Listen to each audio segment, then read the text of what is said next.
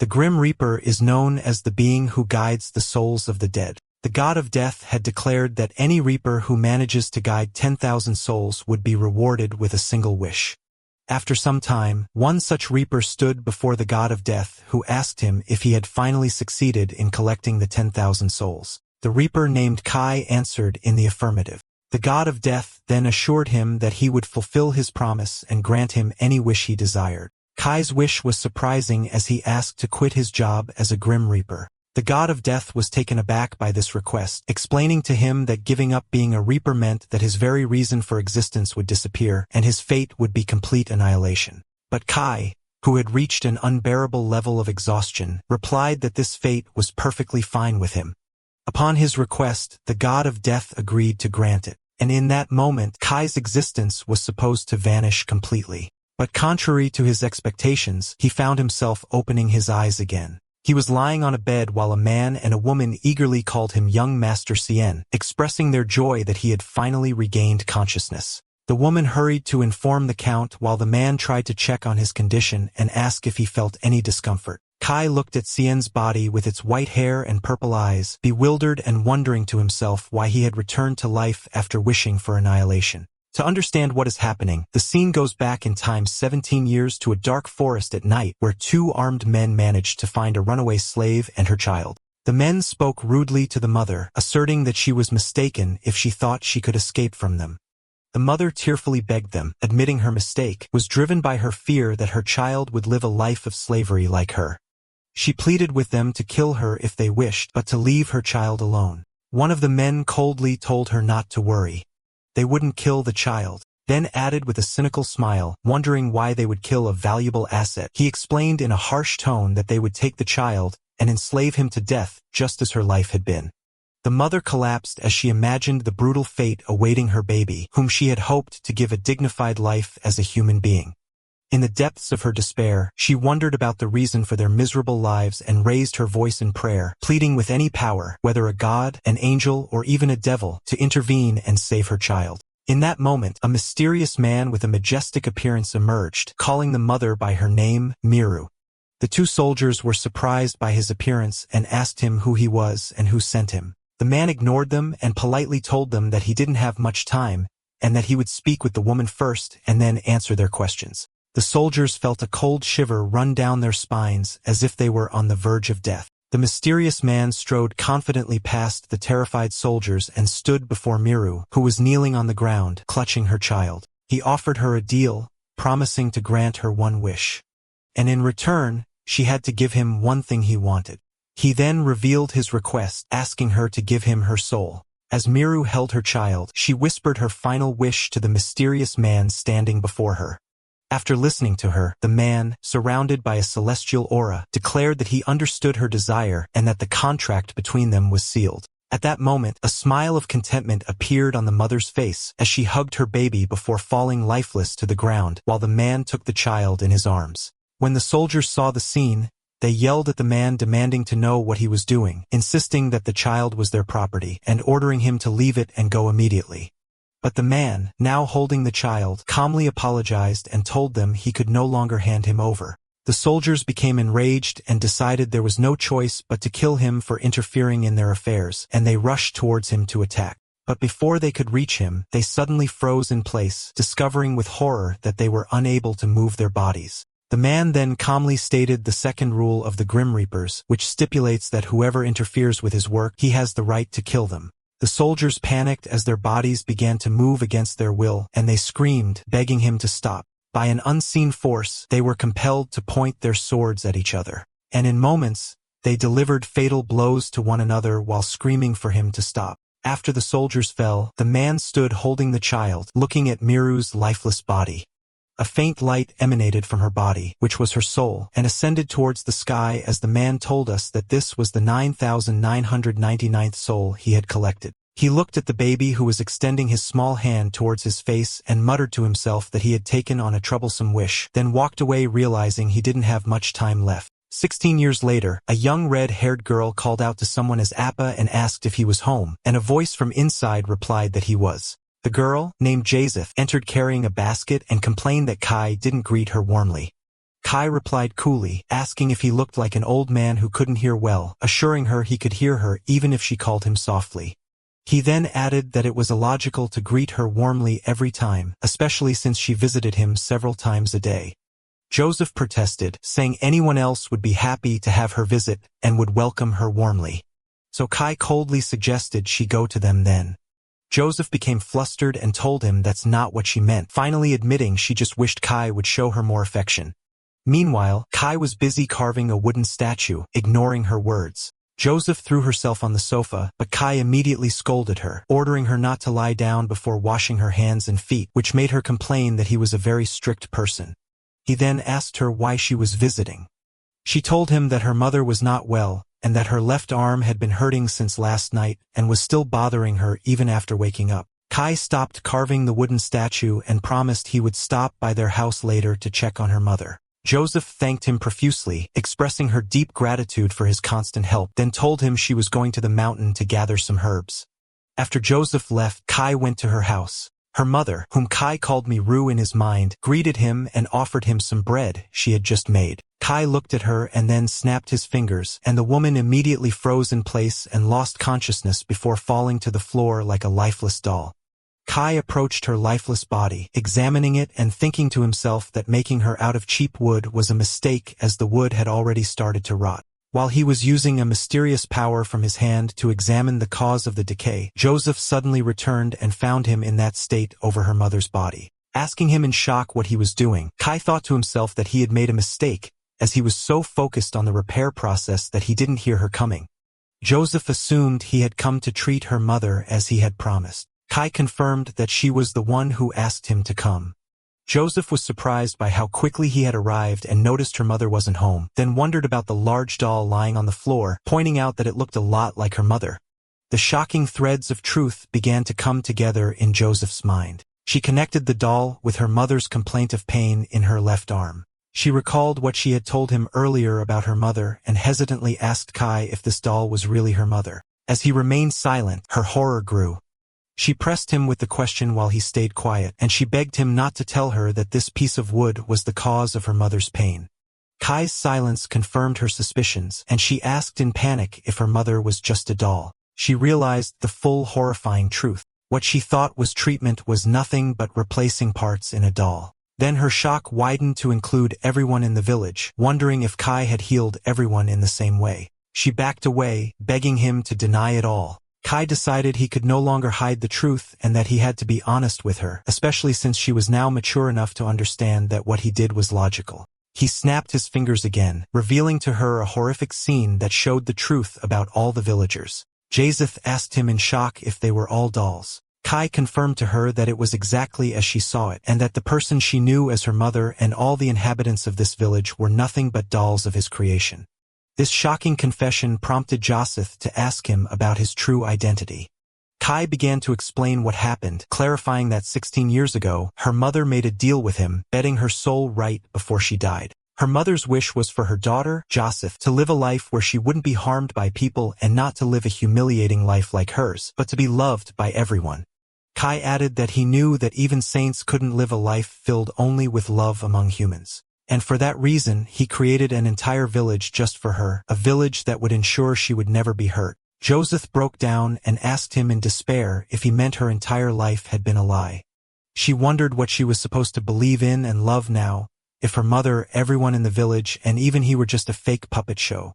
In the midst of her despair, she began to doubt her own existence, wondering if she herself was a real person. She asked Kai directly if she was also a doll of his creation. Kai reassured her and confirmed that she was not a doll, reminding her that he created the entire village for her. But Joseph could no longer believe anything he said. In a desperate attempt to prove her reality, she grabbed a dagger and demanded proof that she wasn't a doll. She slightly cut her neck, and when she saw the blood flowing, she confirmed with relief that she had been a real human all along. She fell into his arms and asked him why he did all this. He responded with a question, asking if her life up to that moment had been miserable. Joseph admitted that she had been happy, but she realized that all that happiness was a lie. She couldn't bear the thought that everyone she loved was fake. She looked at him sadly and offered to make a deal with him as well. She repeated that she wanted to make a deal too. Kai warned her that the price of the deal was her soul, but she insisted on going forward, so he told her to state her wish. She told him her wish, saying that he was the only real person in her life, and if he also forgot her, no one in this world would be left to remember her. So she begged him to remember her forever and tearfully asked if her request was too much. Her words touched Kai, so he agreed to the deal, stating that the contract was sealed. Joseph thanked him with relief, then fell to the ground after her life departed, her soul becoming the 10,000th soul collected by Kai. After Joseph's death, Kai burned down the village he had built for her, believing it had become a useless place without her, and it quickly went up in flames. At that moment, Kai noticed the god of death, Shanos, who observed that Kai seemed sadder than usual. Shanos wondered if Kai had special feelings for that child, but Kai denied it. Kai asked Shanos to fulfill his promise. After Shanos pretended to have forgotten, he laughed, saying that, of course, he remembered. After seeing Kai's angry face, Kai reminded him of the promise he had made. To grant him one wish upon guiding the 10,000 soul, Shanos explained that he made this a general rule to improve the efficiency of other reapers, then agreed to grant Kai's wish and asked him to state it. Kai's wish was to quit his job. He repeated his request again. Shanos was surprised and reminded him that giving up being a reaper meant his annihilation, but Kai replied that he had already faced death 10,000 times. And when Shanos asked if he was tired, Kai confirmed it. It is revealed here that Kai was a unique reaper. When a human soul is chosen to become a reaper, it loses all its memories and transforms into a grim reaper, but Kai retained all his memories.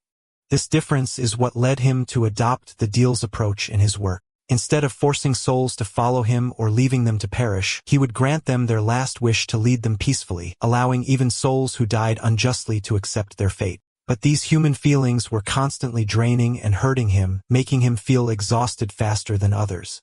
Returning to the present, Shanos asked Kai one last time if he wanted to reconsider, but Kai insisted on his wish.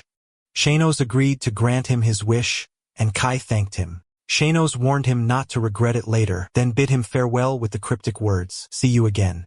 Kai was puzzled by these words, believing he would never see him again after he perished. But instead of annihilation, he felt a heaviness in his body and found himself hearing voices around him. Doctors were discussing a patient's condition, saying that his mere breathing was a miracle. Then suddenly, one of them noticed that the patient named Cien had moved. Voices rose in the room, and someone announced that the young master had opened his eyes. Kai woke up in the body of a young nobleman, confused and wondering about his identity as he looked at the people gathered around his bed. While the doctor was assuring those around Cien's bed that his life was not in danger despite his injuries, an angry man with white hair attacked him and grabbed him by his clothes, calling him a pathetic son and asking how he could do this without thinking of their feelings. Another young man tried to stop him, telling his father that Cien was still sick, while the father wondered if his son ever thought about them at all. Kai, now in Cien's body, interrupted the man's outburst to ask who he was. Everyone was shocked by his question, so Kai repeated his inquiry about the man's identity and why he had suddenly hit him. After this incident, the doctor concluded that Cien had lost his memory due to a severe blow to his head. When Cien's father, Count Sheraton, asked about a cure, the doctor replied that there was no solution but to wait for his memory to return naturally. His older brother, Lucian Sheraton, then asked if there were any other problems, and the doctor reassured him that Cien's physical condition was surprisingly good, and there were no life-threatening injuries.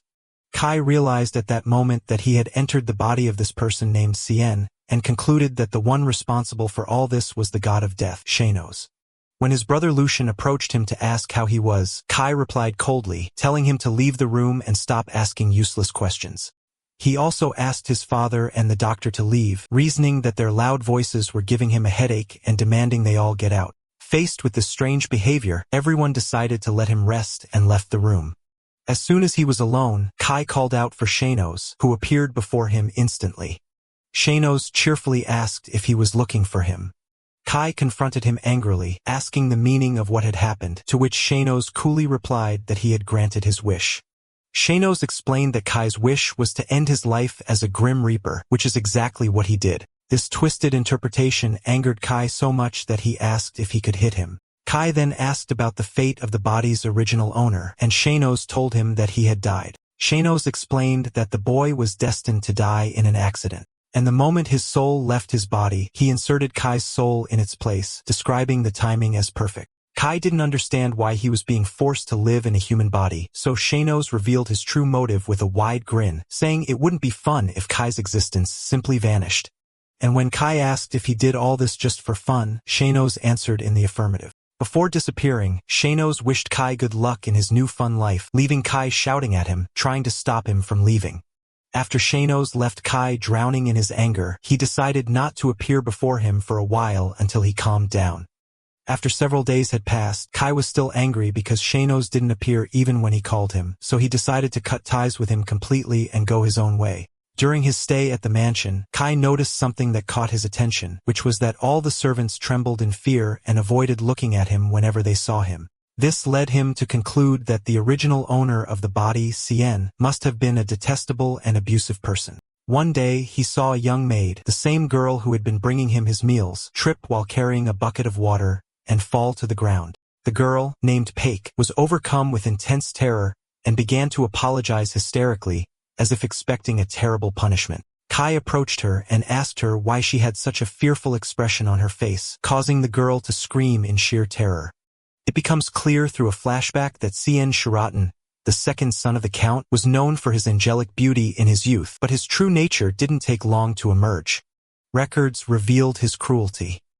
He had burned the eyes of a maid just because she dared to smile at him when he was only 11 years old. Since then, many servants who worked for him suffered injuries, disfigurements, and beatings that nearly killed them, and it was common for them to be fired in a pitiful state. Because of this cruelty, everyone nicknamed him the little demon of the Count's house. Returning to the present, Paik was imagining the worst-case scenarios, believing he would cut off her hands or legs, but Kai asked her to give him her hand. Despite her intense fear, she extended her trembling hand to him, begging him for mercy as she imagined he would cut it off. Kai surprised her when he healed the wounds on her hands, then told her that this was just first aid, and she should treat the wound properly to avoid leaving a scar. Kai's surprises didn't stop there. He pointed out some threads and dust on her clothes and advised her to keep herself clean. When another maid saw what happened, she rushed over to Paik to check on her, while the latter fled in shock. Kai watched her, thinking that she reminded him of Edith because of her age and clumsy nature. Later, the maids were talking about the sudden change in young Master Cien's personality, noting that he had become gentle recently, and they wondered if he had seen the gates of hell and decided to repent. The maids continue their conversation with one of them sarcastically remarking that given Cien's demonic temper, it's likely that hell itself couldn't stand him and kicked him out. Paik, the maid Kai had helped, rushes to his defense enthusiastically, insisting that the young master is not demonic at all, but an angel. She tells them how even when she stumbles, he takes care of her and tidies up her appearance and sometimes even gives her delicious food. She insists that he is a kind and wonderful person and that the old rumors about him were completely distorted. Although the other maids didn't believe everything she said, they agreed that Cien had indeed become much kinder. Otherwise, Paik wouldn't have remained in his service after all her mistakes. Kai was listening to their conversation from a distance, which confirmed to him that his former personality, Cien, was indeed evil. He decided to change his location to avoid being seen by anyone or it would be a problem. Afterwards, he wandered through the beautiful and well-maintained mansion garden, admiring the intricate sculptures and the meticulous care of the garden. He found some wood for carving in a sunny spot and sat in the warm and pleasant place to begin carving a piece of wood, recalling the memory of Edith and her love for the spring season. Suddenly, an old gardener appeared and apologized for forgetting to clean the area, but he froze in place when he saw the statue Kai had just finished, which was a perfect replica of Joseph. The gardener was mesmerized by the precision and beauty of the statue, wondering about the identity of the skilled sculptor who made it. Kai looked at the statue and vowed to himself that he would never forget Joseph in this new life, however long or short, thus fulfilling his final promise to her. That evening, Count Sheraton was in his office, surprised by the large number of nobles who had confirmed their attendance at the small social gathering he was organizing. His aide explained that the reason was a rumor that the former Duke Farhan would be attending the party, which astonished and shocked the Count. Later, Lucian informed his brother Kai that guests would be coming to the mansion. He explained that it was just a small social gathering for some nobles with their children, and that their father wanted him to at least greet them. Uncharacteristically, Kai agreed to attend, which surprised Lucian, who commented that Cien never liked such gatherings. Kai replied that he would attend this time to decide what to do in the future, so Lucian advised him to take it easy since he had just recovered. Before Lucian left, he placed a hand on Kai's shoulder, expressing his genuine concern, which made Kai feel a strange, unfamiliar sensation, the feeling of family warmth. A few days later, the party was held, and the turnout was unexpectedly large. Count Shiraton welcomed Count Iklo, who commented on the size of the crowd. Count Iklo confirmed that the reason for this huge turnout was the news of the attendance of the former Duke Farhan, who was personally supported by the emperor. Count Iklo explained that the reason for this large crowd was that the emperor had entrusted the former Duke Farhan with the task of choosing the crown princess, which prompted every noble with a daughter to eagerly seek to attend the party. He added that even nobles without daughters were keen to attend, desperate for a chance to catch the attention of the powerful and influential Duke Farhan. Count Shiraton commented that he hadn't realized the kingdom had so many young ladies and that everyone was brimming with anticipation. In the midst of the party, Lucian, the eldest son of Count Shiraton, arrives and exchanges friendly greetings with Count Iklo, who praises Lucian's talents and studies in swordsmanship and expresses regret for not having a daughter to marry him to. After that, another guest steps forward to greet Count Shiraton, Viscount Chikan. Viscount Chikan is known for having been just a merchant 10 years ago, then using his immense wealth to buy a noble title. Since then, he has expanded his influence and eliminated everyone who stood in his way, making him a person disliked by Count Shiraton, who sees him as an example of the danger of money. The Viscount introduces his son, Horace, to Lucian, then asks Count Shiraton with a sarcastic tone why he doesn't see his second son, Cien, at the party. The Count realized that the Viscount knew about Cien's incident and was using it to annoy him. So Lucian replied that Cien would be coming soon while thinking to himself, wondering why he was late. Meanwhile, Kai, in Cien's body, was completely lost within the mansion's premises. He had almost forgotten a strange trait that had long been a part of him. He was terrible with directions. After circling the mansion 10 times without finding the ballroom and without spotting a single servant to guide him, he decided to give up, thinking his absence wouldn't be the end of the world. Kai sat on the outer stairs and watched the sunset, a sight that Joseph used to love and insisted on watching with him every evening. He looked at the sky and remembered his promise to her that he would always remember her just by looking at the sky. At that moment, an elderly man approached him and asked what he was doing alone in this place. Kai replied sharply, wondering if the man was old because he was asking a question he already knew the answer to, as it was obvious he was watching the sunset. The man was impressed by Kai's wit and sharp tongue and admitted he had approached out of curiosity because Kai's gaze at the sunset seemed incredibly deep, deeper than that of an old man who had lived for decades, which was strange for a young man in his mid-teens. The man rephrased his question, inquiring why a young man was sitting alone in sorrow, to which Kai answered frankly, "I got lost." The man assumed Kai was one of the guests, but Kai denied it and shocked the man when he revealed his identity, saying, "I live here. I am the second son." The old man was surprised that Kai, Count Sheraton's son, had lost his way in his own house. Kai replied nonchalantly, saying there was no law preventing it. The man smiled and accepted his strange logic, then offered to guide him to the banquet hall, admitting he knew the way better than him. So Kai thanked him and followed. As they walked, the man asked Kai his name and he replied. The man then introduced himself as Fitzfarin, a name that made Kai wonder with annoyance if he had to remember it. Duke Fitz noticed Kai's annoyance and called him rude, but added that his rudeness was somewhat refreshing and insisted that he remember his name because he wouldn't regret knowing him. Meanwhile, in the banquet hall, Count Sheraton was worried because Lord Fitz had wandered off somewhere alone. Lucian offered to go look for him, especially since Cien hadn't arrived yet. But before he could leave, his father pointed out that he saw them over there. As Cien was entering the hall, Kai felt he had gotten involved in something troublesome.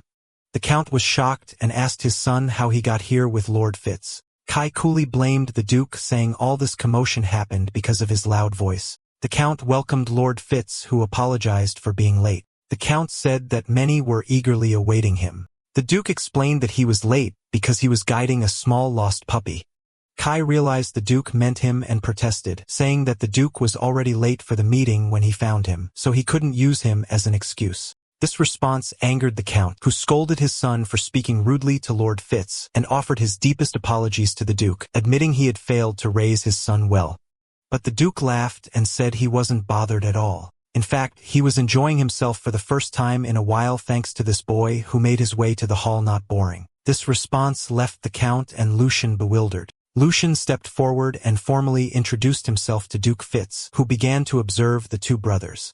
The Duke recalled the famous rumors about the Count's sons. One was talented, and the other was a little demon who only brought trouble. But he found that the troublemaker he met today was nothing like the rumors. The Duke realized that although he couldn't judge a person from a brief encounter, his long experience allowed him to read men's characters through their words, actions, and the look in their eyes. He concluded that this boy, Cien, possessed an immense and unusual power, so much so that he himself could not measure it. The Duke turned to his friend, the Count, and praised him, saying he had raised his son exceptionally well. The Count was surprised by this praise. He was used to hearing praise for Lucien, but praise for Cien was a rare thing. After that, the Duke asked the Count to give him some time to discuss a matter in private. As Duke Fitz was about to speak with the Count, Viscount Chikon interrupted him, trying to introduce himself. The Duke coldly ignored him, saying he had never heard that name before and doubted any noble family carried it. This disregard angered the Viscount, who pointed out that the Duke might be out of touch with current affairs due to his distance from politics. The Duke agreed, adding sarcastically that the older he got, the less he wanted to be involved in politics because of the abundance of arrogant fools, in a clear reference to the Viscount. At this insult, Horace, the Viscount's son, stepped in and accused the Duke of being rude, which the Duke questioned, and Horace confirmed. The Duke became furious at the audacity of a Viscount's son rebuking him. And at that moment, he released a small fraction of his aura as a sword master, causing everyone in the hall to freeze in place with fear. Lucien, despite his years of training, felt an immense pressure that he could barely withstand and realized he was a sword master and that he had to intervene before someone collapsed. But before Lucien could move, Kai, in Sion's body, stepped in front of him. Kai didn't come to fight the Duke, but calmly pointed out that there was some grass and hair on his clothes, advising him that if he wanted to scold others on etiquette, he should look presentable first. He then began to dust off his clothes, wondering sarcastically how the Duke could be so dirty when he was the one who had been sitting on the grass. The Duke replied that excessive perfection isn't good and that small flaws make people feel at ease, to which Kai retorted, asking if he was confusing filth with friendliness. This situation angered Horace, who called Kai a scoundrel, while the Duke asked Kai if he intended to hit him. Kai replied coolly that he wouldn't mind, but the Duke should wash his hands first. At this scene, the Count was terrified by his son's behavior, while Viscount Chikon forced his son Horace to bow and leave. After they left, the Duke commented that Horace was glaring at Kai with a murderous look, to which Kai sarcastically replied that the Duke's eyesight must be failing. This situation left the Count and Lucien in a state of shock, with the Count remarking that Cien seemed completely different. After that, the Duke regained his seriousness and asked the Count for a quiet place to talk.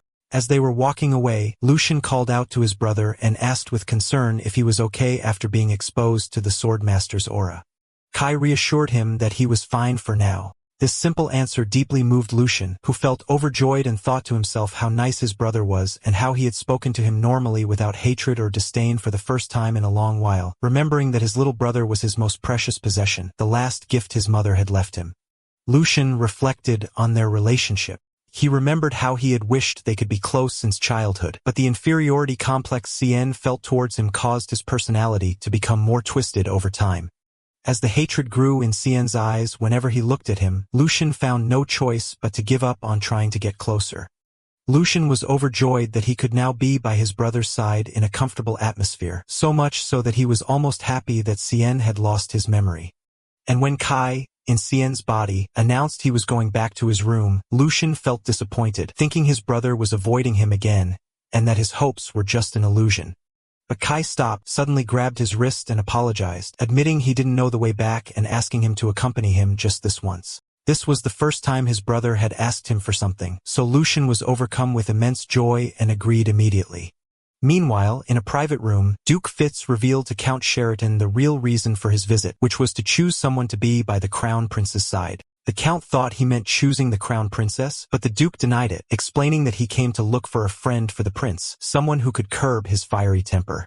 The Duke explained that Prince Edith, the strong candidate to inherit the throne, possessed all the qualifications from swordsmanship skills to academic abilities. But his only flaw was his sharp temper and his inability to control his anger to the point where he might kill anyone who spoke carelessly about him. For this reason, the Duke suggested to the Emperor to place someone beside the prince who could calm his nature, especially since the prince was known for not forming any personal relationships. The Count realized that this was the reason for the Duke's visit. The Duke admitted that he initially thought of Lucian, with his calm and steady personality, to be a companion for the prince, but he soon realized he was mistaken as he feared that Lucian's ice-cold personality might provoke the prince's fiery anger instead of calming it, and one of them might get hurt as a result of this clash. The Count agreed with the Duke's opinion, as everyone knew that Lucian would not back down from his principles even with a sword at his neck, which made the Count agree with the Duke that this pairing would be dangerous. Therefore, the Duke told the Count that he had chosen someone else who was also his son. The Count realized with horror that the Duke meant 100. The Duke confirmed that he wanted Cien to take on this task, which the Count flatly refused. The Count justified his refusal by stating that Cien was completely unstable and full of flaws, and any mistake from him could endanger the entire family. In a desperate attempt to persuade the Duke, the Count revealed a dangerous secret that Cien had recently been in an accident and lost his memory, which greatly shocked the Duke. Count Sheridan refused Duke Fitz's request, apologizing that his son, Cien, had amnesia and was unqualified for such a task. But this confession did not deter the Duke. In fact, it increased his admiration for Cien. He found it unnatural for a boy with amnesia to be so calm and composed. Instead of being scared and agitated, Cien's eyes were calm and deep, which made the Duke certain that his judgment in assessing men had not failed him yet and that this boy was a true gem. The Duke told the Count that he saw no problem with the memory loss. In fact, he felt he had made an excellent choice. He asked him to think about it, admitting that he had taken a liking to the boy. Later, the Count met with his two sons, Lucian and Kai, and explained to them that the Duke had come to find a suitable friend for Prince Edith. Kai scoffed to himself at the idea of a prince needing someone to find a friend for him. While Lucian asked his father why he was telling him this, the Count revealed that the Duke wanted Cien to take on this task. Kai and Lucian were both shocked. Kai thought the Duke had gone senile, while Lucian flatly refused the idea. The Count tried to persuade Lucian that this was for the family's benefit, but Lucian protested, refusing, and reminding him that Prince Edith was known for his fiery temper and intolerance for the slightest mistakes, and he questioned how a boy with amnesia could be sent to such a person. The Count admitted he was hesitant at first, but changed his mind after thinking it over, believing that the Duke must have his reasons for choosing Cien. Lucian offered to go in his brother's place, but his father refused. In the midst of their argument, Kai suddenly interrupted them, announcing his agreement to go. His father was shocked and asked if he was serious. Kai justified his decision by saying the task didn't seem difficult as it only required visiting the prince from time to talk with him. Lucian and his father tried to warn him of the danger and that any mistake could cost him his life, but Kai insisted on his position. He said that since he had been a nuisance to the family and nicknamed the Little Demon, this might be a good opportunity to do something useful. He then left the room, leaving his father to ponder his words and think that his son might have truly changed. A few days later, Kai arrived at the Imperial Palace. He was amazed by the sheer size of the place, and then he spotted Prince Edith, who was practicing his swordsmanship. He decided not to interrupt him and sat down to wait nearby, but he soon dozed off under the warm sun. He woke up to the prince's voice, who was boldly commenting on his courage for sleeping in the prince's training grounds. Kai asked him who he was, and then tried to leave, but the prince stopped him. The prince asked Kai if he needed a friend, to which Kai replied that he would leave and tell everyone the prince had kicked him out and didn't need a friend like him.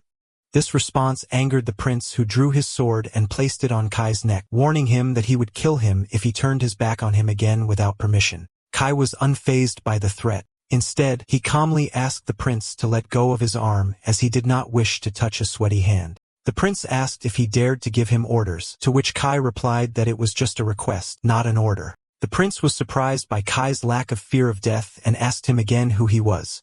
Kai introduced himself as Cien Shuritan. The prince recalled that the Shuritan family was known for its integrity and good reputation.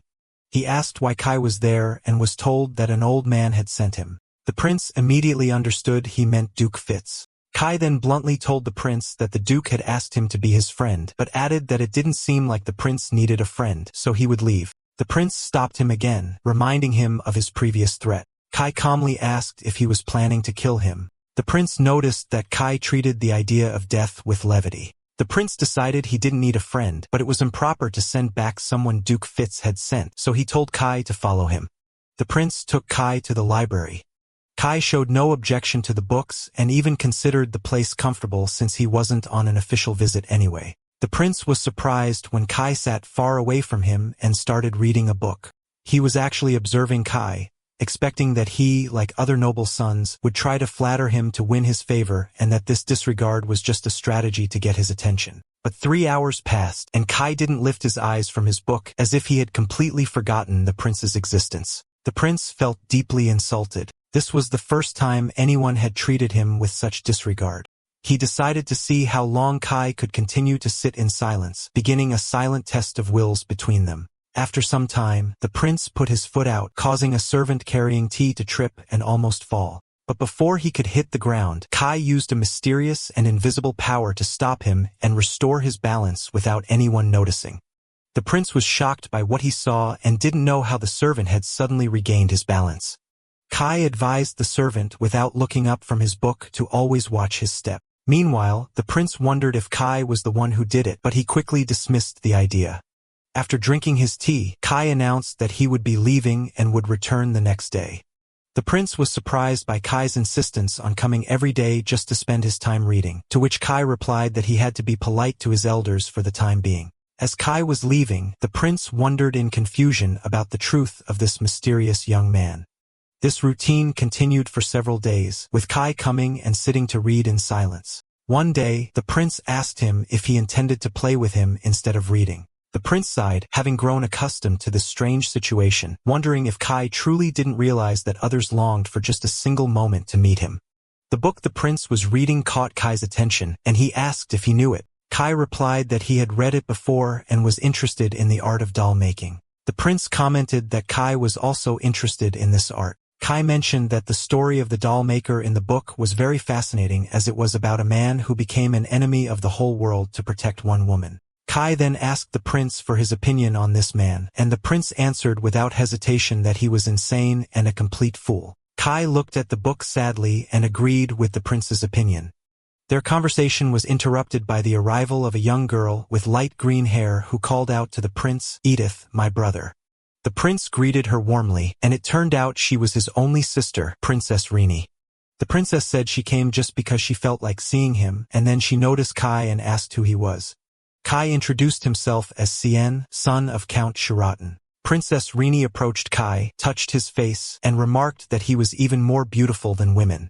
It is narrated that Princess Rini was very much loved by the Emperor and Prince Edith, and thanks to this power supporting her, she was known for acting recklessly and without fear.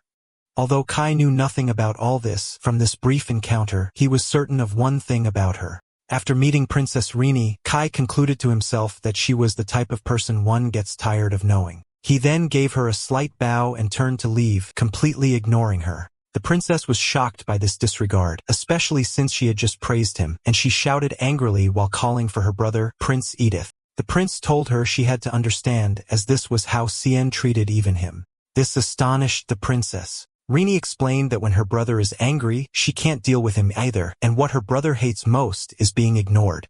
This situation piqued Princess Rini's curiosity. She found it surprising that Cien could ignore her brother, the prince, and get away with it, and she decided to keep him under her watch.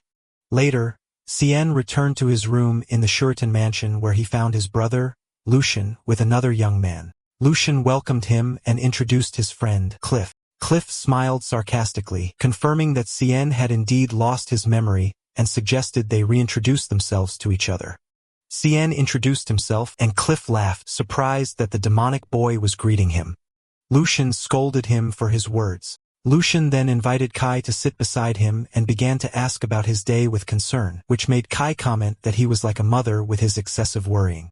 Kai noticed something strange about Cliff and asked Lucian if he was close to him, to which Lucian replied that they had been friends for a long time.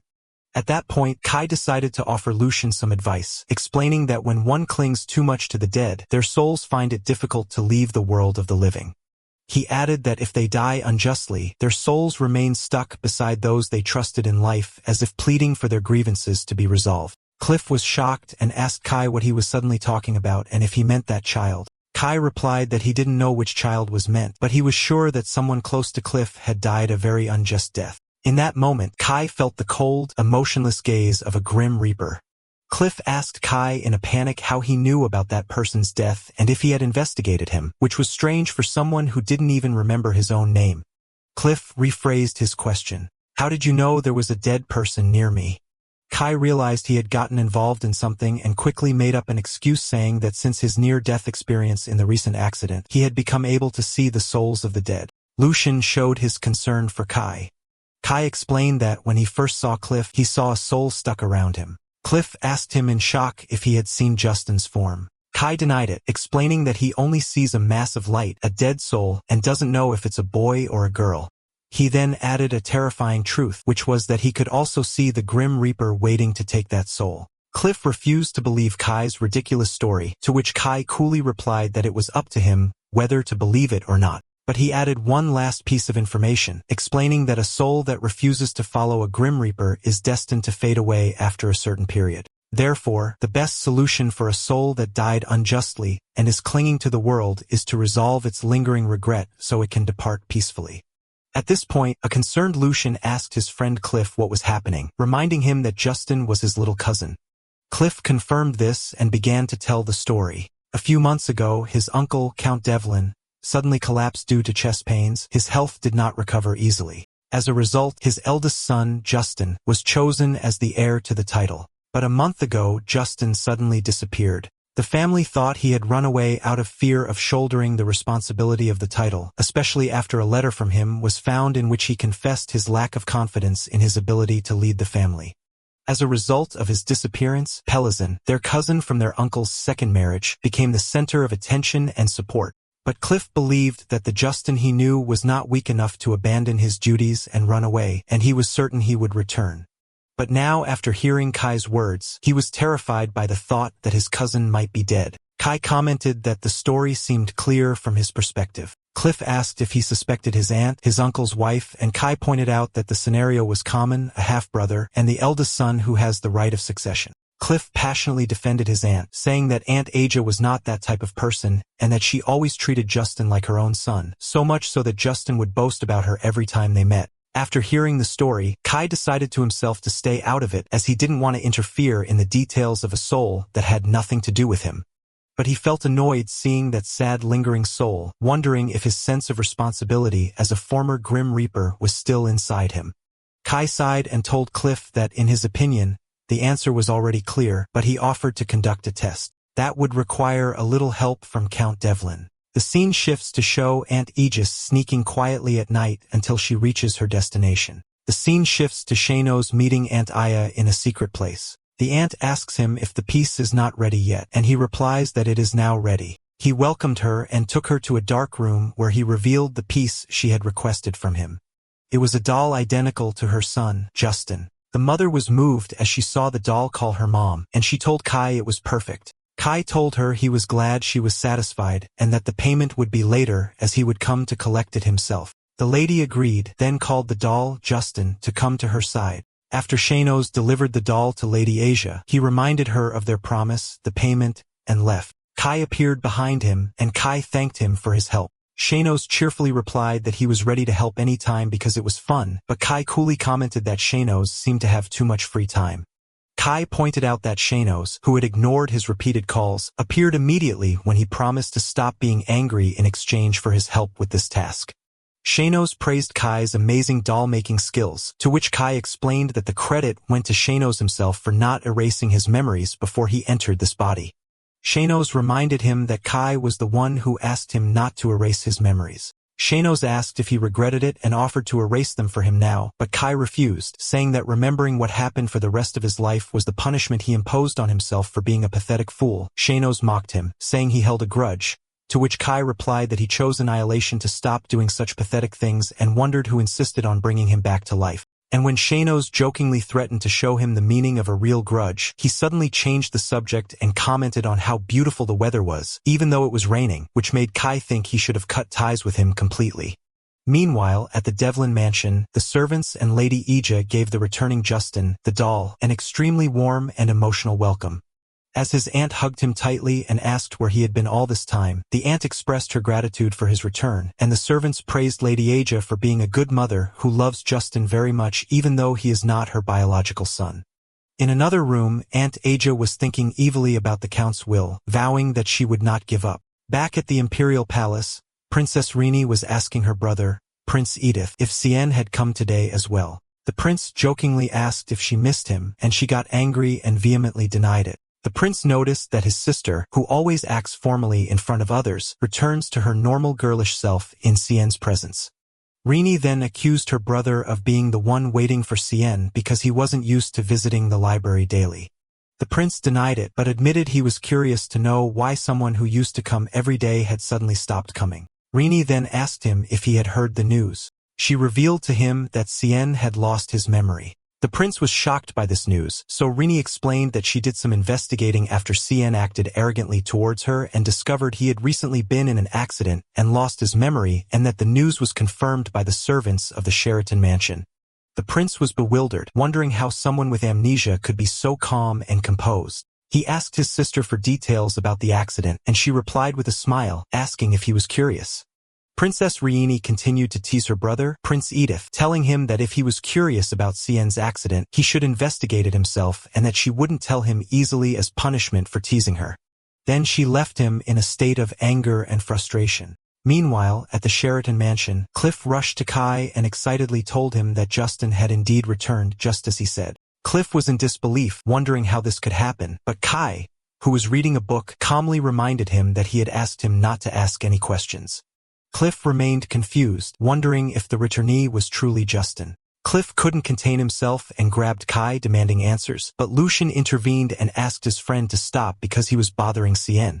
Kai repeated his warning that he would not allow any questions on this matter. After that, Cliff explained the plan that Kai had devised. Kai had suggested they ask Count Devlin to write a will with a specific content that all family assets would go to Justin. But if he did not appear, they would all revert to the state. Initially, the Count refused to write such a will, but Cliff convinced him it was just a way to find Justin. Kai's prediction was that if the aunt was the culprit, Justin would return, but he would be someone else in his form. Lucian admitted that when he saw Justin actually return, he was confused and didn't know how to accept the situation. Cliff continued to struggle to understand the situation. Kai told him not to think about it too much, but to focus on the final result. He explained that their goal was to find out why the soul stuck around Cliff had died, who had killed it, and to ensure it was peacefully guided to the Grim Reaper. Cliff thought about the goal and was convinced that what mattered now was not the identity of Justin's look-alike, but finding Justin's real killer.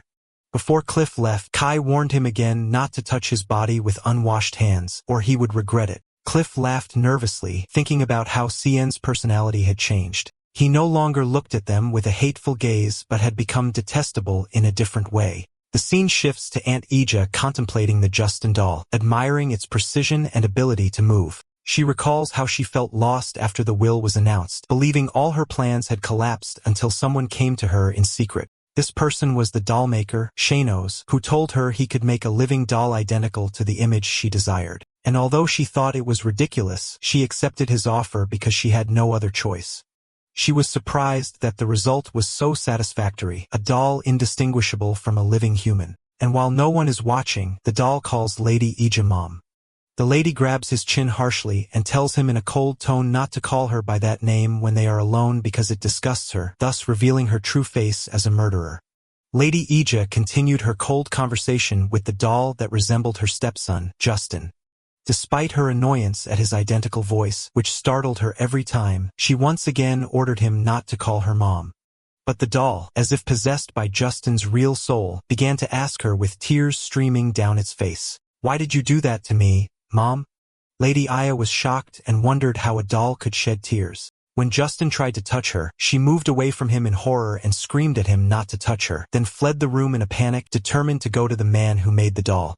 She arrived at Shanos' secret workshop. Lady Aya frantically told him that something was wrong with the piece. As it was shedding tears and looking at her with hateful eyes, Shanos calmly replied that such things happen sometimes, and explained to her that souls who don't realize they have died can sometimes inhabit a doll that resembles them.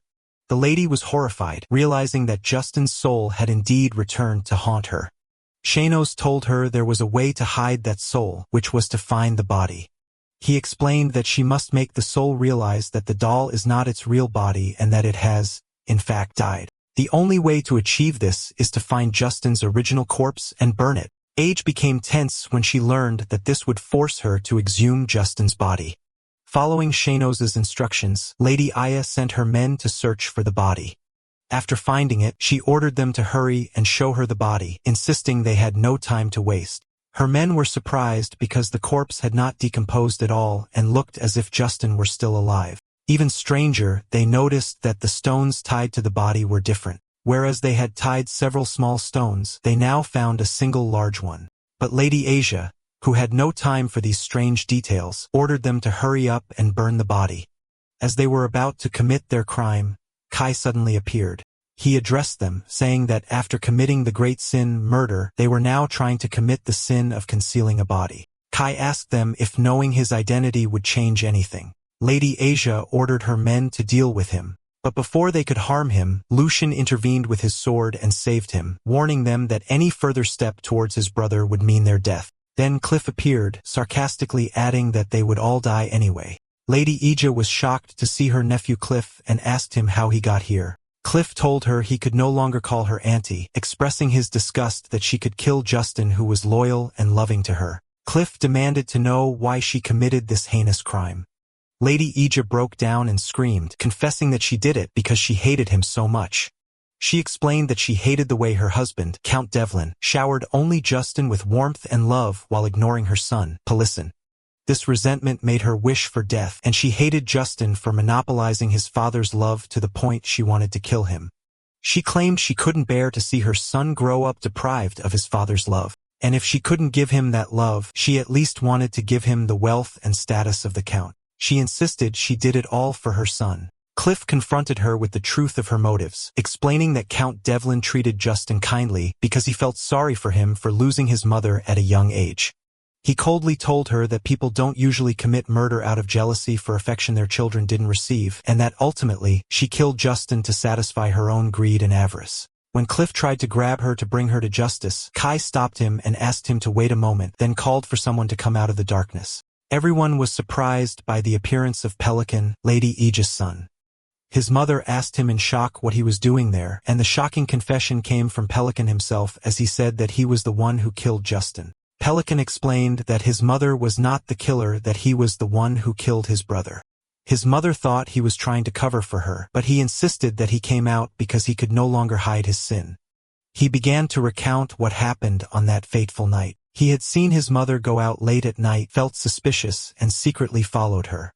There, he witnessed his mother and her men throwing his brother into the lake. But after his mother left, Justin crawled out of the lake, having managed to cut the ropes with a knife he found at the bottom. When Justin saw his brother, Pelisson, he asked him for help. But at that moment, a terrifying thought occurred to Pelisson. If his brother returned alive, it would be over for his mother. And, of course, his own future would be over too. In that moment of fear and hesitation, without realizing it, he snatched the knife from his brother's hand and stabbed him to death, then tied the stone to his body again and sank him in the lake. Pelisson collapsed, screaming his confession. "I'm the one who killed him." After Pelisson's confession, his mother, Lady Aya, tried to protect him, insisting that she was the murderer, while he continued to confess his guilt to clear her. But suddenly, Lady Aya's despair turned into a bloody decision. She decided that it didn't matter who the killer was. As long as she could get rid of everyone there, it would be as if nothing had happened. She called for her hidden men to come out and eliminate everyone, but the ones who appeared were not her men, but Prince Edith and his soldiers. Lady Asia was shocked, and the prince declared that both murder and attempted murder are serious crimes, and he ordered his men to arrest them. Lady Aya and Pelisson were led away screaming, while Lucian watched their miserable end without any feeling of sympathy. After that, Kai asked the prince why he was there, and the prince replied nonchalantly that he was just passing by and saw what was happening. Meanwhile, Cliff was still bewildered as he looked at Justin, the doll, and he asked Kai if Justin's soul was truly not inside the doll, which Kai confirmed. Kai revealed the truth. Everything Shainos told the Countess was a lie. From the beginning, Kai designed the doll only to cry, and the whole plan was just a trick to use the frightened Countess to find Justin's body. At that moment, Justin appeared before Cliff. Cliff said sadly that he was now sure it was just a doll, as the real Justin always smiled at him, but now he wasn't smiling. Cliff apologized to Justin, saying that if he had been wiser, he might have noticed the conflict within the family and prevented his death. Justin hugged Cliff and thanked him. Cliff was very moved after hearing his voice for the last time.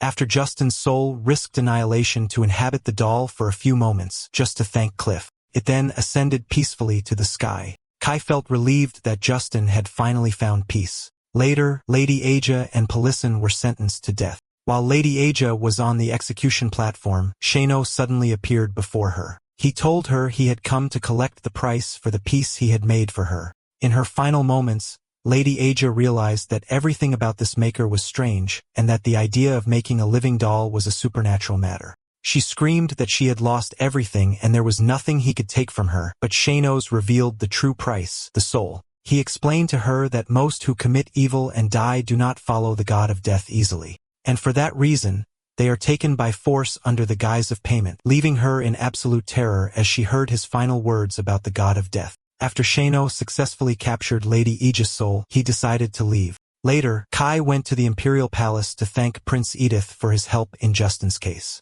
The prince received him arrogantly, commenting on the long time it took him to come, and then directly asked him about the truth of that thing he saw on the day of the incident. After the prince ordered him to answer, Kai explained that the Justin who had returned was just a doll.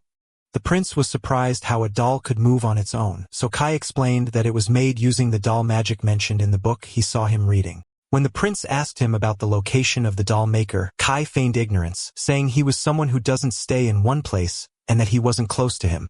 The prince expressed his regret over that, noting that people generally don't have a good opinion of doll magicians, but he sees things differently. He mentioned an old story about a single doll magician who managed to annihilate an entire army, and how these stories sparked his interest in their power and his desire to recruit such a magician if one were nearby. Kai changed the subject and asked the prince how he arrived at the crime scene that day. The prince became flustered as the truth was that he was heading to the Sheraton mansion to see Kai, saw them leaving and secretly followed them, but his pride prevented him from admitting it. So he stuck to his first story and insisted it was just a coincidence. Kai gave him a pitying look, realizing he was lying, and commented that he was better at reading people's expressions than he expected. The prince started to feel foolish whenever he spoke with Kai. The prince was bewildered, not understanding why Kai chose to do that despite his nature and personality. The prince then returned to asking Kai about his memory loss. He asked if he remembered nothing about the incident he caused, and when Kai confirmed, the prince asked if he wasn't curious to know what happened. Before he could tell him, Kai interrupted, saying he didn't want to hear it from him. But at that moment, Princess Rini appeared and offered to tell him the truth about the incident herself. Kai realized there was no escape from hearing the story, so the princess told him the shocking truth. It is said that he jumped from a building of his own free will. Kai was shocked by this revelation. Later, the princess was complaining to her brother about Cien's indifferent reaction to the news of his suicide attempt and how she had put so much effort into investigating in the hope of breaking his composure. The prince told her that her actions were like those of children who annoy the person whose attention they want to attract. The princess got angry and denied it, but she pointed out that he too pays a lot of attention to Cien. At that, the prince admitted to himself, hating to do so, that he was very interested in that mysterious young man. Prince Edith and Princess Rini continued their conversation about Cien. The prince admitted that there was something that worried him about Cien, explaining that he doesn't seem like the type to attempt suicide. Even if someone loses their memory, their basic nature doesn't change. He added that Cien seems like the type to face his problems and solve them, not run away from them by ending his life, which Rini agreed with. The prince also remembered the angry expression on Cien's face on the day of the incident at the Devilin mansion and wondered about the reason for that anger. Meanwhile, Kai was thinking about his predicament, angry at Shanos for putting him in the body of a person full of problems. Although he had decided to ignore the matter of the original Cien suicide attempt, he began to worry that the reason that drove Cien to despair might still exist and could affect him as well. Therefore, he decided to at least understand the circumstances surrounding the incident. Kai went to his father, Count Sheraton, and asked him directly why he jumped. The Count was surprised that his son knew about it, but Kai coolly replied that what mattered was knowing the reason, not how he found out. Kai said he had a rough guess that he was a person full of resentment towards the world. Kai asked him another question. Where did he wake up after the incident? Was it in this house? The Count answered no, revealing that the place where the incident occurred was Gerda Academy. Kai began to analyze the new information. He initially thought that Cien's feeling of inferiority and resentment towards his brother Lucian was the reason for his suicide attempt. But the incident happening at the academy and not at home suggested there was another reason. As he was walking in the garden thinking, he heard the sound of carving and found the old gardener he had met before. Kai noticed that the gardener looked tired, and soon the man staggered and almost fell from exhaustion. Kai rushed to help him, and the gardener was surprised to see young Master Cien. Kai advised him to rest in the shade because working under the hot sun had affected him. When Kai disappeared for a moment, the gardener wondered where he had gone. Then Kai returned with a basin of water. Kai explained the importance of drinking water in the summer, and the gardener thanked him, who could never have imagined that a day would come when he would drink water brought to him by the young master himself. When Kai suggested that the gardener take the rest of the day off, the man hesitated, saying that the lady was about to return. Kai began to wonder about the identity of the lady the gardener had mentioned, concluding that she must be the lady of the Sheraton mansion, whom he had not seen even once. The gardener explained to him that the lady takes great interest in the garden and always wants to see it looking different and new, which is why a new garden must be completed before her return, leaving him no time to rest during the season. The gardener then hurried to assure him that he meant no offense, and that the lady was a refined person and the problem lay in his own shortcomings. Kai thought to himself that gardens change naturally with the seasons, and that the desire for only artificial and showy changes was a strange taste. He concluded that although he had not met her, he could guess her personality type from this method of tormenting her subordinates. At that moment, Kai heard the maid urgently calling for him. The maid, Pike, arrived panting and eagerly told Kai that he must hurry back because the lady had returned. Indeed, the lady, a countess with long dark blue hair, had arrived and was greeted by her eldest son, Lucian. She exchanged superficial words of praise with him, saying he looked healthy thanks to his excellence, and began in an indirectly joking manner to hint and wonder who was the reason her eldest son had such qualities. She answered herself that he must have inherited this excellence from her because she was his mother, which made Lucian feel uncomfortable as he always did with her.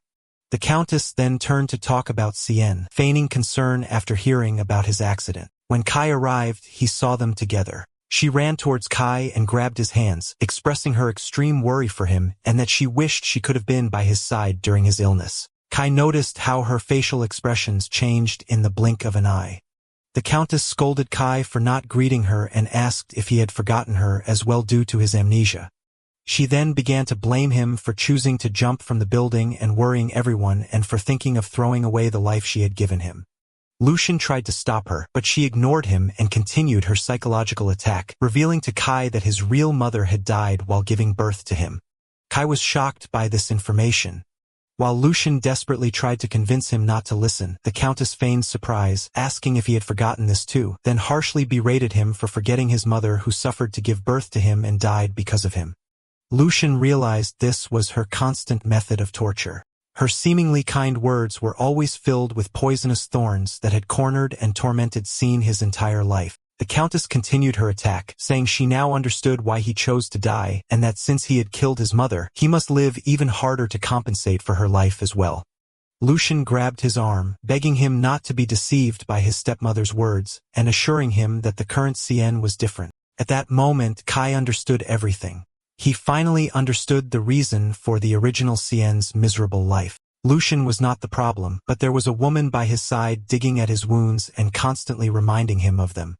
Very calmly, Kai confronted his stepmother, assuring her that his biological mother's death was not his fault at all. The countess was shocked by his response. So Kai continued, explaining that death is a fate determined by the god of death, and it is not something humans can be blamed for, and that he is fully aware his mother did not die because of him. So there was no need to repeat this lie. The countess became enraged as she was not used to Cien talking back to her this way. Previously, he would be in pain and run away crying whenever she confronted him with these words. She changed her tactic, feigning happiness and saying that his deceased mother would be happy that he thinks this way and would not regret dying for him. Kai agreed with her, then asked her an awkward question. If she had to choose between her life and her son's life, would she choose herself? She became flustered and answered that, of course, she would choose her son, to which Kai replied that his real mother would have done the same. The countess realized that Cien was no longer the fragile boy she knew, and that his memory loss had completely changed his personality. At that moment, Lucian burst out laughing with sheer joy. When his mother asked him why he was laughing, he apologized, saying that what Cien said was something he had wished to hear from him for a long time and that he laughed out of extreme happiness. This further angered the Countess, who scolded Lucian for his response and accused the two brothers of ganging up to mock her and threatened to tell their father. Faced with this situation, and after her reputation had been shaken in front of the servants who were watching the scene, the Countess announced she was tired and would withdraw to her room, but she vowed to herself to get revenge on Cien. After she left, Kai commented that he hadn't said anything funny, but Lucian assured him that he was happy and that it was the happiest day of his life. Later, in a meeting with his father, and Kai announced his decision to return to Gata Academy. His father was shocked and asked why he wanted to go back there, to which Kai replied that he should at least get his graduation certificate. Lucian begged him to stay, but Kai insisted, saying he had matters to investigate there as well.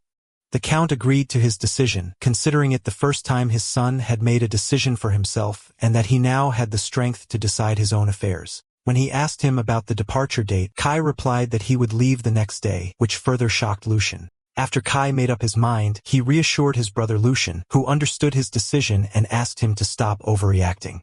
The next morning, Lucian found that his brother had already left, leaving behind a short note that read, "I'll be back. Don't worry." Meanwhile, the old gardener, Beeson, was heading to the garden to work, ignoring the doctor's advice to rest because the Countess had returned and the work needed to be finished quickly. But upon arriving, he was stunned to find that the huge statue he had been working on had been completely and masterfully finished overnight. He immediately realized that this was the same masterful carving skill that he had seen in the small statue of the girl, Joseph, and he wondered about the identity of this mysterious genius sculptor. On his way, Kai realized he didn't know the way to Goethe Academy at all, and that he couldn't go back to the mansion and ask for a guard after the scene he had caused upon his departure. He decided to focus on getting out of the capital first, so he asked a passerby for the way to the outer gates. The man gave him simple directions. But after an hour of walking, Kai felt that something was wrong, so he asked the same man again, who repeated the same directions. Kai thanked him for his help, then started moving again. After walking for another long time to no avail, he stopped to ask another person, only to find it was the same blue-haired man for the third time.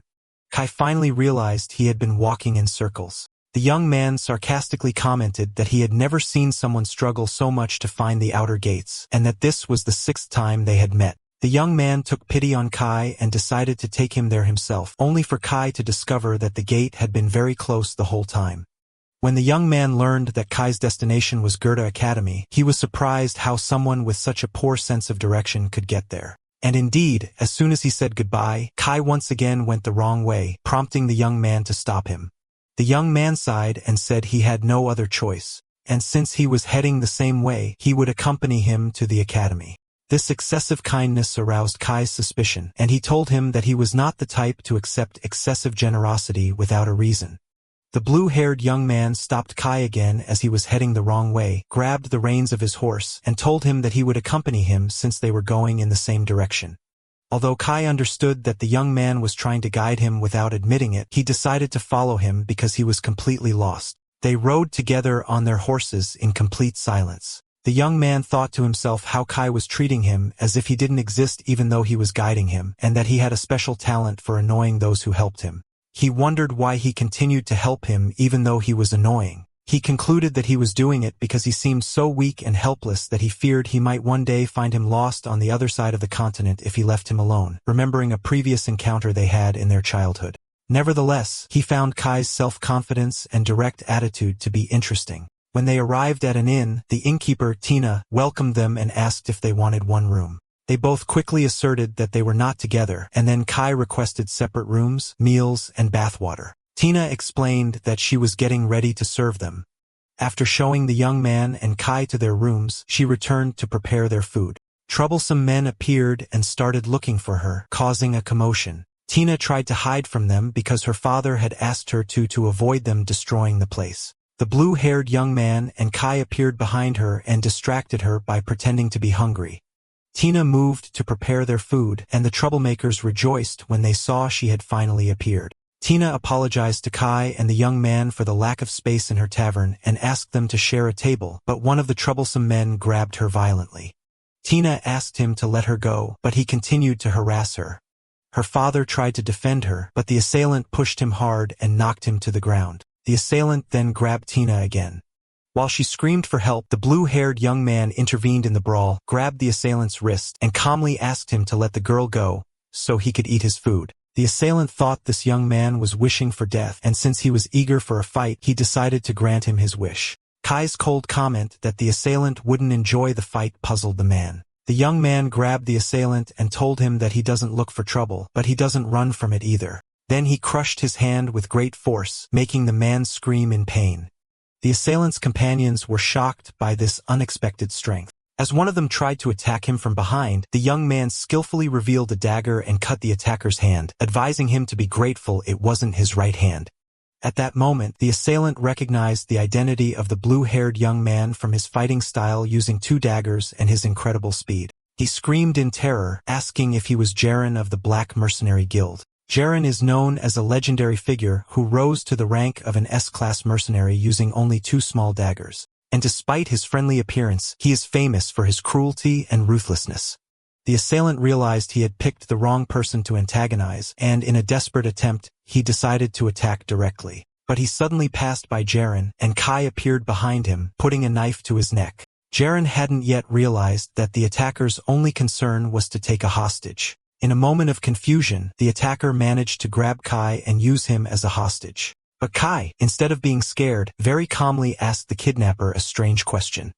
Isn't it customary when taking a hostage to choose a woman or an elderly person? He then wondered why he chose him and if he looked weaker than that girl. The kidnapper was stunned by this bizarre question and ordered him to be silent. Kai explained that he was not enjoying the situation at all, and that the thing he hates most in the world is being touched by someone with a light touch on the kidnapper's arm. Kai used his knowledge of the body's pressure points, causing the man excruciating pain that made him drop his weapon and fall to the ground, writhing. Jiren himself was shocked that a simple press could cause so much pain.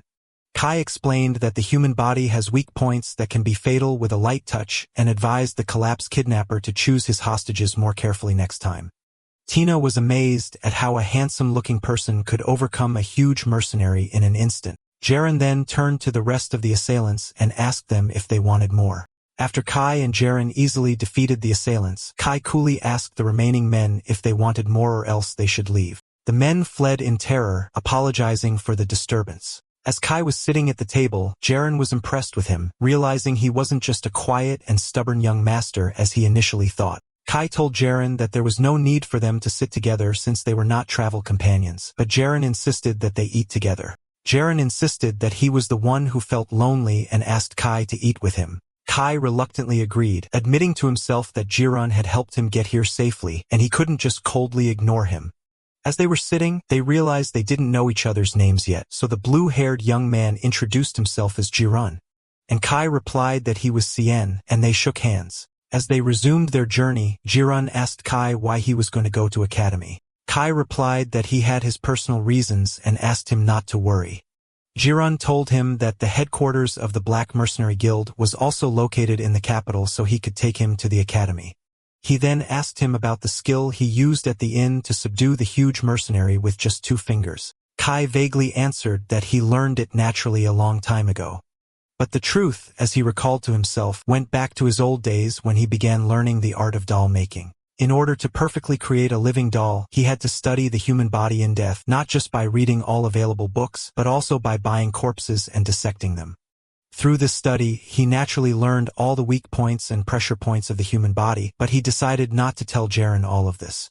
They continued talking together for a long time until time passed quickly. When they arrived at a village called Abli, where they planned to spend the night, Kai suddenly stopped with a look of horror in his eyes. Kai had seen a clear vision. On that day, all the inhabitants of this village would die. At the village inn, Kai was absent-minded, so Jiren asked him if they really had to stay there. Jiren pointed out that the sun had set and the next village was half a day away, meaning leaving now would force them to spend the night in the open. Jiren spoke to Kai with a curious tone, noticing that his face had been troubled for a while. Then he asked where he was going. Kai replied that he was just going out for some fresh air. Jiren asked Kai to let him accompany him, but Kai calmly explained that he preferred to go out alone to think about something. And there he saw what confirmed his vision. The village was teeming with grim reapers. Kai wondered why he should care about this as he was no longer a reaper and had no responsibility. He decided that all he had to do was leave early in the morning. But as he was about to return to the inn, a little girl grabbed his clothes. While Kai was lost in his thoughts, a little girl interrupted him and offered him a piece of candy. Kai asked her why, and she replied that she saw he looked sad. The little girl, whose name was Meiru, explained that this candy helps her when she's sad. Then her mother called her, and she hurried away. Kai felt sad for the innocent girl's fate. After she left, Kai decided to return to the inn, but he realized once again that he had lost his way.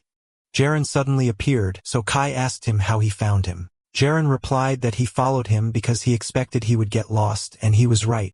Jiren led Kai back to the inn and then took a shortcut, which made Kai notice that Jiren knew the village well.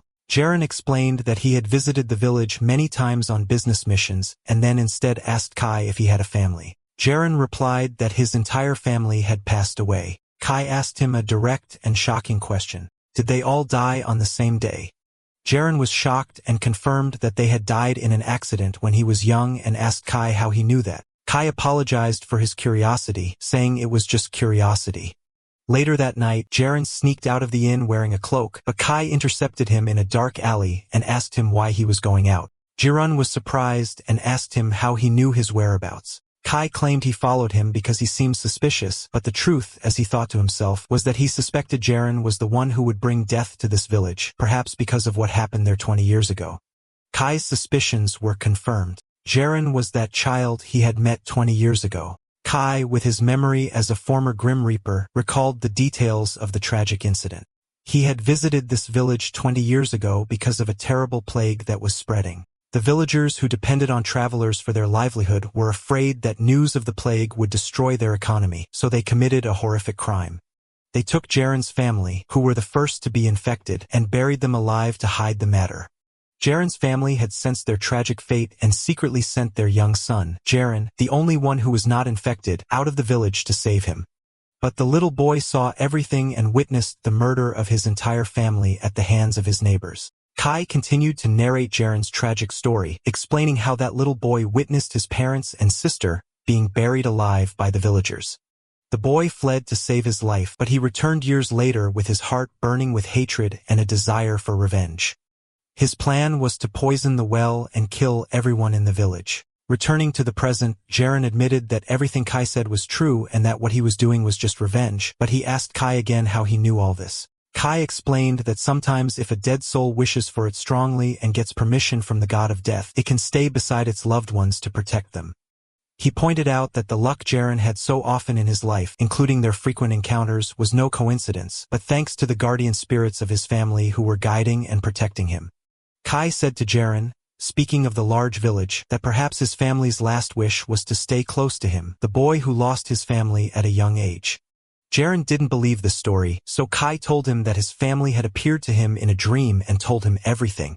Jiren got angry and refused to believe this nonsense, insisting that he had lived for more than 10 years waiting for his moment of revenge. Kai tried to persuade him to change his mind, warning him that if he killed all these people, he would live the rest of his life hearing their horrifying screams. He asked him if he truly believed that revenge would bring him happiness, and then offered to tell him an old story about a man's revenge. Kai began to tell his own story without revealing his identity, speaking of a man who had a lover more precious than his own life. But others considered her a bad omen and tried to kill her, so the man fought the whole world to protect her. But in a moment of carelessness, his lover was killed. From that moment on, the man's revenge began. He killed everyone who participated in her death until he drowned the world in blood. And when Jiren asked what happened to that man after he completed his revenge, Kai replied that he looked at the world he had destroyed with his own hands and chose death. Kai told Jiren that he wouldn't stop him, but he wanted to clarify one truth. Revenge does not lead to happiness or liberation, but to more misery and a horrific connection to the past. These words affected Jiren, who began to doubt the desire he had held on to for so long, and he wondered if this was the end he wanted or what his family would have wished for him. When Kai saw his confusion, he offered to leave the matter to him. He asked him to take the poison and keep it and to give himself time to think. He promised him that if, after careful consideration, he decided that revenge was still more important than his happiness, he could come back to him and he would give him the poison without a word. Jiren agreed and handed the poison to Kai. In return, Kai gave him the piece of candy he had taken from the little girl, telling him that someone once told him this was the best medicine when one is sad. Jiren looked at the piece of candy in his hand and burst into hysterical laughter that turned into tears. Then he calmed down a bit, muttering that this was a terrible medicine. In that moment, he felt the presence of his family's guardian spirits comforting him.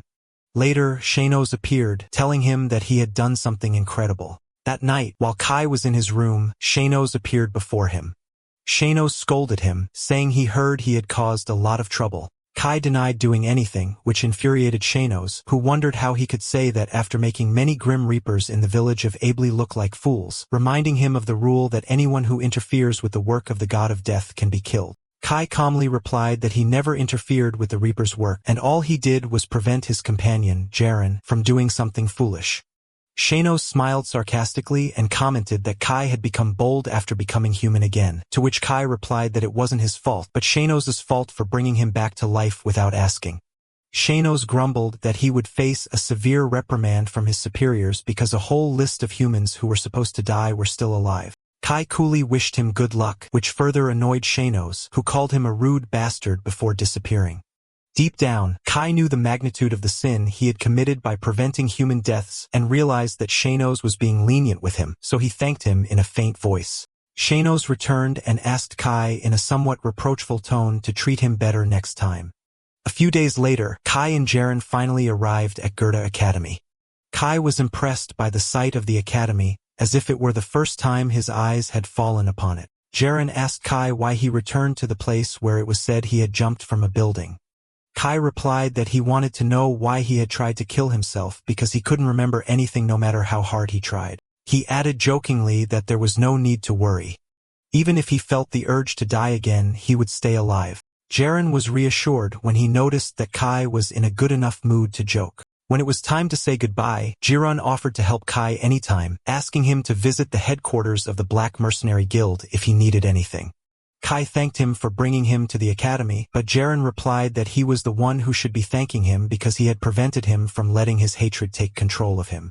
After Kai's arrival at Gerda Academy, the scene shifts to Count Shuritan's office where he was examining an investigation report on Viscount Chikan. The Count explained to his son Lucian that there were many things that didn't seem logical about the Viscount. He had appeared in the Empire 10 years ago as a merchant who bought his title with money, but the source of this immense wealth that enabled him to build a power base so quickly remains a mystery, especially since he was just a nameless peddler. The Count told his son that he couldn't uncover anything. And worse, everyone he sent to investigate the Viscount had disappeared. This increased his suspicion that he was hiding a dangerous secret. The conversation then turned to Cien, with Lucian expressing his constant worry for his brother. The Count tried to reassure him that Cien had changed and would be able to manage, but Lucian reminded him that he knew the truth about Gerda Academy better than anyone.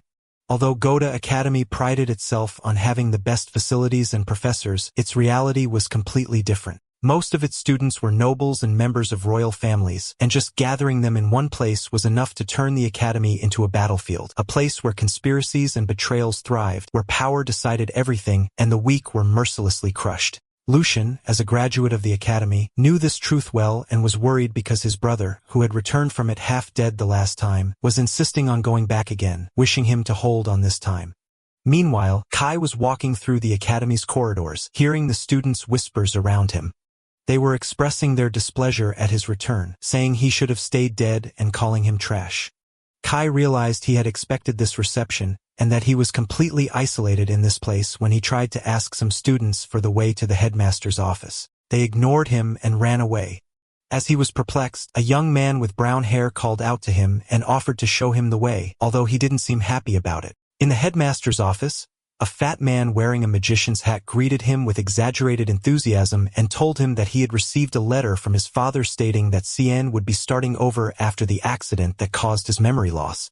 But the headmaster then asked a question that aroused Kai's suspicion, inquiring if there was anything else his father had sent with him. Kai replied that he thought the headmaster had already received all the news, which confused the headmaster. But Kai insisted on asking if there was something else he was expecting. But Kai told him that he had not brought anything else with him. The headmaster calmly told Kai that he could leave, reminding him to avoid causing any unnecessary trouble from now on, realizing that the man was expecting a bribe, a habit far from the Sheraton family known for its integrity. At the door, he found the young man still waiting for him, who explained that they shared the same room and he was going to wait to guide him there. This young man was thinking about why he was waiting for Cien, as he didn't really like him. The original Cien was an annoying boy, strong against the weak and weak against the strong, and he always ignored and despised this young man for being a commoner. But he noticed that Cien had changed somehow after the accident. Kai interrupted his thoughts when he thanked him for waiting. The young man was completely shocked, wondering to himself how Cien could thank a commoner. This situation prompted him to ask if the rumor about his memory loss was true, which Kai confirmed. The young man now began to understand the reason for Cien's strange behavior and his not knowing where the headmaster's office was. As they headed to the dormitory, the young man asked Kai if he didn't remember the room either. Indeed, Kai was surprised by its size. The young man explained that the academy was famous for its good facilities and pointed to Kai's bed. He then asked if he remembered his name, and when Kai said no, the young man introduced himself as Kanto. Kai responded by introducing himself as well, which surprised Kanto again, as this was the first time Cien had introduced himself by name even though they had shared a room for a long time. Kanto asked Kai why he returned to the academy after leaving due to an accident. Kai answered clearly that he came back because he wanted to know the reason behind his suicide attempt and that he had a feeling the reason was here at the academy. Kanto advised him that it would have been better to keep him away from the academy from the start. Kai added that facing and solving unresolved problems directly is the best way. Kanto was impressed by the courage of this response. Kai then asked him where the rags were, which confused Kanto, who didn't understand what he might need them for. Kai replied that he needed them for cleaning. The next morning, Kanto found Kai and asked him in amazement what had happened.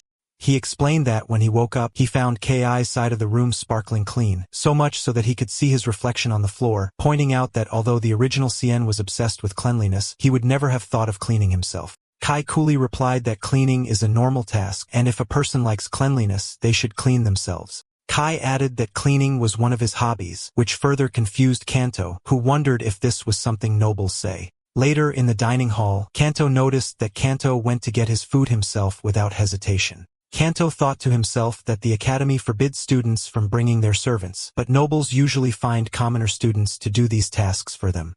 Kanto remembered that nobles with limited influence, like the old Cien, sometimes had to get their own food, and they would do so with their heads bowed in shame. But today, Cien showed no sign of this shame. He walked confidently, holding his tray full of food. Kanto realized that Cien had truly changed and was no longer the scoundrel he knew. As Kai was looking for a place to sit, a student stuck his foot out to trip him. Kai immediately understood that the student wanted him to step on his foot to pass. Very calmly, Kai stepped hard on the student's foot, who screamed in pain. He angrily asked him what he was doing, to which Kai innocently replied if this was what he wanted. The student angrily told him to stop the nonsense. When Kai asked if he was trying to trip him, the student got flustered and backed down, afraid of starting trouble with the son of a count. Kai walked away, leaving the student to think about how the foolish Cien who used to run away or glare angrily in the past had changed. Kai joined Kanto, who was stifling his laughter, impressed by the way Kai had handled the situation, and felt that he would enjoy watching him in the coming days. Elsewhere, a student was telling his group's leader, Lord Elnus, about Cien's return. Elnus received the news with a sly smile, commenting that thanks to that bastard, he wouldn't be bored for a while. In the classroom, Kai found himself the target of the students' bullying as they continued to throw trash and papers at him. But when one of them threw a dirty rag at him, his patience ran out and he threw it back at the person who threw it, quietly and menacingly warning everyone that if they threw dirty trash at him again, he would make sure they understood the meaning of true cleanliness. Before the situation could escalate, a new smiling professor entered the classroom, welcoming everyone. The professor entered the classroom and noticed the tense atmosphere, wondering why, as he was used to the students being happy to see him. The professor spotted Cien, and instead of welcoming him, he decided to embarrass him to celebrate his return, asking him to solve an extremely difficult math problem on the board. Meanwhile, Kai thought to himself that he had realized during his first day at the academy that no one approaches Cien with good intentions. The students mocked him, expecting his epic failure, and the student who had thrown the rag at him sneered, expecting him to fail because math was his worst subject. But Kai calmly walked to the board and solved the complex problem in seconds, leaving the professor and students in a state of shock and disbelief. The students couldn't understand how Kai was able to solve the problem so easily. His roommate, Kanto, asked him how he managed to do it when math was his worst subject, to which Kai coolly replied that he had studied a little after the accident. The troublesome student was amazed by this transformation. Cien no longer fell into traps, had become self-confident, and now he excelled in his studies as well. Elsewhere, a student was telling his leader, Lord Elnas, that Cien had changed. Others agreed, noting that his aura had completely changed and that he had become strangely cold, but Elnas refused to believe it, thinking the accident had only made him lose his sense of fear and that he would go back to crying and begging him as soon as he saw him. Elnas ordered his men to bring Cien to him next time because he needed to talk to him. Later, Kanto found Kai sleeping in the academy's garden and asked him why he was sleeping like that. Kai explained that he was tired of dealing with everyone trying to start trouble with him. As they were about to return to the dormitory, Kai suddenly stopped and said thank you to an invisible person, explaining that he was thanking them for letting him share the space. Kanto was confused because he didn't see anyone. But in reality, a mysterious person was watching from a distance and was shocked that Kai was able to notice his presence, the first time he had ever been discovered. Back in their room, Kanto asked Kai about the other person sharing their room, noting that he hadn't come back last night either. Kanto continued his talk with Kai, warning him about their third roommate. He explained that this person is the most dangerous student in the academy, and that no student who angered him has graduated safely. He added that this student shows no mercy to anyone regardless of their status, and has committed many horrific acts of violence. Despite all the trouble he causes, the academy has taken no action against him, leading everyone to assume he belongs to a very influential family. Kanto advised Kai to avoid him completely because his personality is extremely bad. Later, as Kai was walking through one of the academy's corridors, a beautiful girl with long black hair passed by him.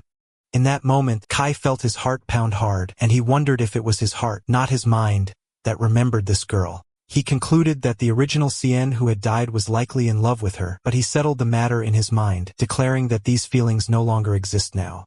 Kai completely ignored her and walked past her without any interest, which surprised and shocked her. Kanto noticed the scene and explained to him that the girl was Lady Emma Case, the only daughter of the Count Case family. He explained that the original Cien fell in love with her at first sight and used to follow her everywhere while she despised him intensely, and this one-sided relationship was known to everyone in the academy. Kanto turned to Cien expressing his relief that Kai had forgotten about it, and then urged him to hold on and stay strong. That night, Kanto was asleep in their room while a young man with messy black hair snuck in through the window. Kai was awake and confronted him calmly, noting that his steps were too confident for a thief, but he had no murderous intent to be an assassin.